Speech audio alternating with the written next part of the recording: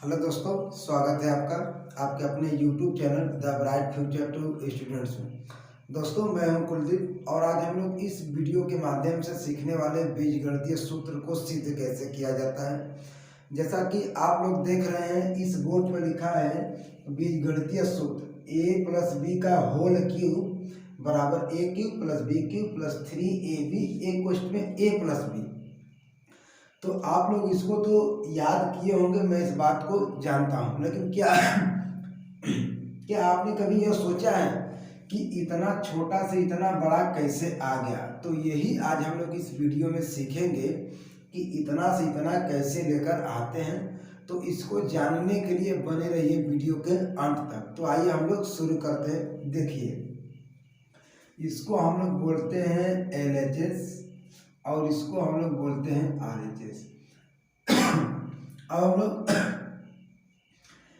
इसको LHS को लेकर चलेंगे और RHS को हम लोग प्राप्त करेंगे। तो चलिए, सबसे पहले कोई भी गणित का सवाल लिखने से पहले हम लोग लिखते हैं हल। हल लिखने के बाद हम लोग लिखेंगे LHS।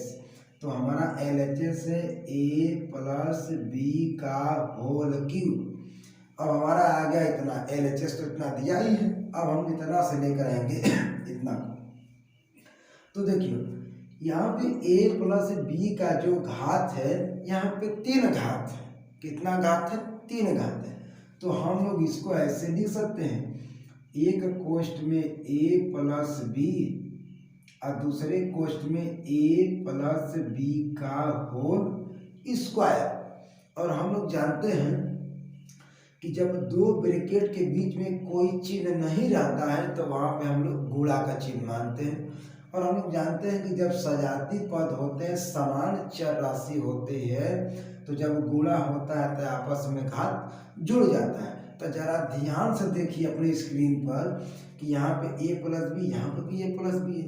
यहाँ पे घात कुछ भी नहीं, मगर यहाँ पे घात 2 है। तो जब गुणा करेंगे तो घात कितना बना देगा? ये कि यहाँ पे और 2 यहाँ पे मिलाकर 3 घात बना देगा। मतलब कि यही वाला चीज आ गया।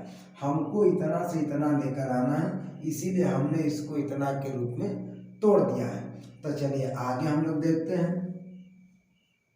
इसको इसी तरह से ऐसे उतार देंगे। अब उसके बाद अब जरा आप ध्यान दीजिए कि यहाँ पे a प्लस बी का होल स्क्वायर का रूप ले लिया है। तो हम लोग इसको a प्लस बी के होल स्क्वायर का सूत्र यहाँ पे तोड़ देंगे। तो हो जाएगा a square plus B square plus 2ab। ये होता है a प्लस बी का होल स्क्वायर।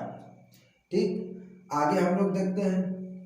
अब हम लोग क्या करेंगे कि अब इस ब्रैकेट को हम लोग हल करेंगे।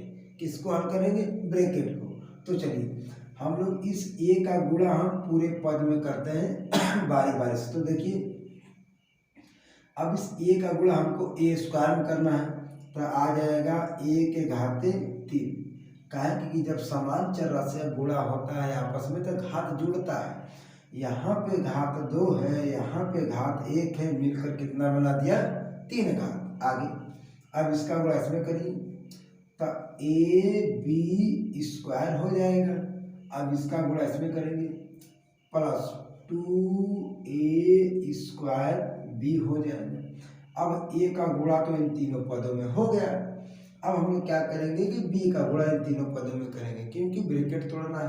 आगे धन a square b plus b घाते 3 plus 2ab square.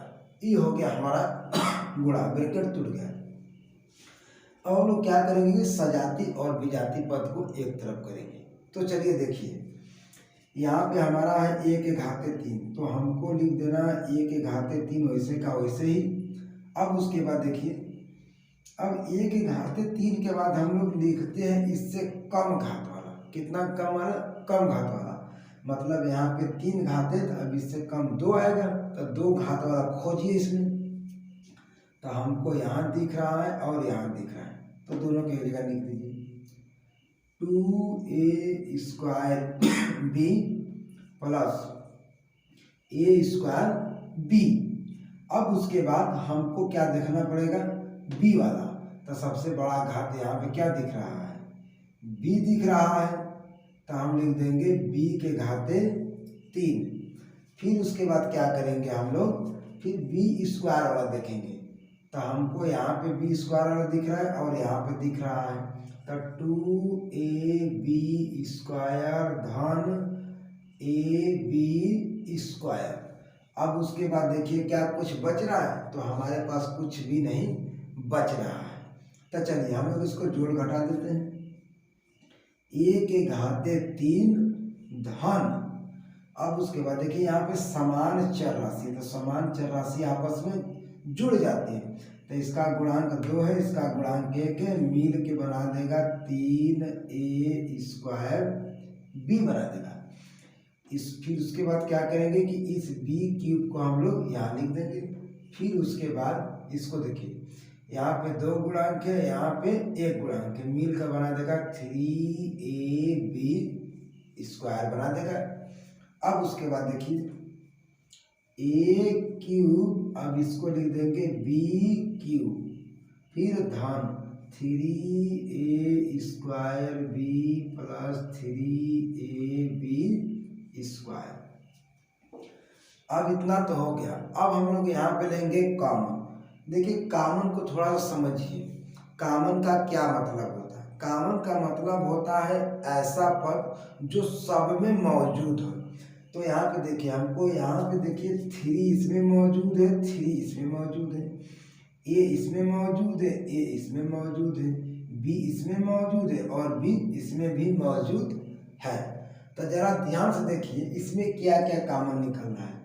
तो हमको 3ab कॉमन निकलेगा। और कॉमन निकालते समय एक बात का आपको ध्यान देना पड़ेगा कि कॉमन हमेशा कम घात वाला निकालता है।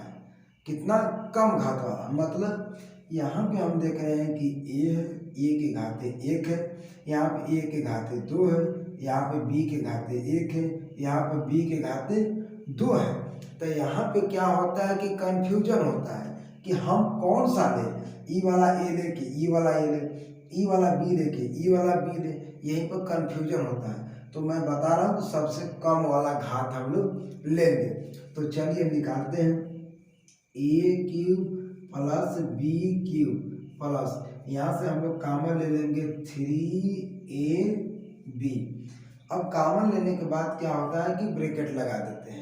मतलब कि इसमें से हमने क्या लिखा, 3 ले लिया और a ले लिया और b ले लिया, तीनों ये 3ab इसमें भी मौजूद है और 3ab इसमें भी मौजूद है।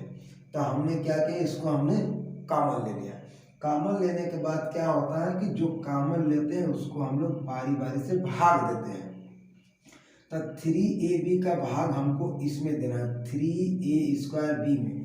तो हम लोग जानते हैं कि बीजगणिती में जब चर राशि का भाग होता है तो वहाँ पे घात घट जाता है। तो यहाँ पे 3 से 3 कट जाएगा, यहाँ पे घात 1 है, यहाँ पे घात 2 है। तो जब 2 1 का भागा 2 में देंगे तो 1 को a बचेगा, तो a बच गया। अब b से b कैंसिल हो जाएगा, फिर यहाँ पे प्लस हो गया। अब इसका भागा इसमें देंगे तो 3ab से 3ab कट गया, यहाँ पे घात 2 है, यहाँ पे घात 1 है। तो 1 को भी कम हो जाएगा तो 1 के भी बचेगा कि नहीं बचेगा, तो 1 को भी बचेगा। अब देखिए, अब जरा से ध्यान दीजिए, अब हमारा ये सूत्र सिद्ध हो गया, a प्लस b का होल क्यूब। इसको इसी तरह से हम लोग लिखते चले आएंगे।